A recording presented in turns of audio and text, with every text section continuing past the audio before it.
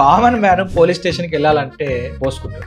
ఈయనకు అన్యాయం జరిగినప్పటికీ పోలీస్ స్టేషన్కి వెళ్ళాలంటే భయపడతాడు.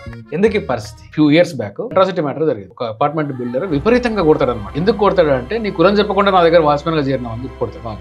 వీళ్ళు వెళ్ళి పోలీస్ స్టేషన్ లో కేసు పెడతారు. ఈయన పెద్ద బిల్డర్. పోలీస్ స్టేషన్ కి వాళ్ళు వెళ్తే పోలీసు వాళ్ళు వీళ్ళని బెదిరించింది. అట్రాసిటీ నేను పెట్టను. 99% పోలీస్ స్టేషన్ కి వెళ్ళను. ఎందుకంటే పోలీసు వాళ్ళు చేసే పనులు మనం వేలు పెట్టకూడదు అనేది నా ఒపీనియన్.